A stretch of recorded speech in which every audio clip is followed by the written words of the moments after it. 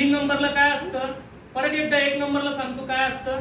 1 नंबरला डायरेक्ट गाडी तुमची चालू होते, म्हणजे दोन्ही सेन्सर चालू असतात आणि दोन्ही मोटर पण चालू असतात.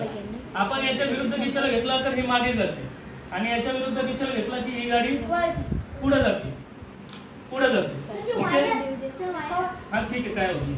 हा ठीक आहे. त्याच्यानंतर 2 नंबरला बघा, आपण जसं सेन्सर समोर हात करतो तशी की गाडी पुढे मागे होते. ओके, दोन्ही सेन्सर चालतात. ओके, 2 नंबरला हा बस थांबा, एकेकानेच बघायचा, एकेकाने बघायचं. हा हा शांत. हा हे बघा, म्हणजे तुमच्या हातावर सेन्सर काय करतो, रिफ्लेक्ट करतो. ओके, 3 नंबरला काय होतं आता, 3 नंबरला याच्यात फक्त सेन्सर 3 नंबरचा S1 चालतो. S1 जो सेन्सर असतो हाच चालतो. हा बघा आला.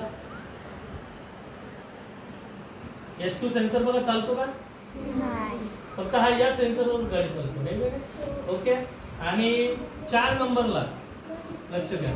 आता 4 नंबरला काय होतं, हा थांबा आता. 4 नंबरला काय होतं बघा आता, हा लक्ष द्या. 4 नंबरला हे बघा, तुम्हाला थांबती पण गाडी. हा 4 नंबरला तुमच्या हाताच्या मुवमेंटला ती काय करते, थांबती पण. हा आता बघा, थांबा. हा तुमच्या हाताच्या मुवमेंटला ती काय करते, मूव करते आणि थांबती पण आणि सरळ चालू होते. आता एकाच ठिकाणी गोल फिरवायची तुम्हाला, मागवा.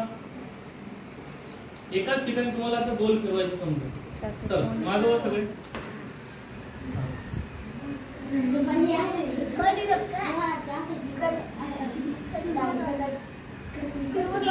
एक चाक पुढे येत आहे आणि एक चाक मागे जात.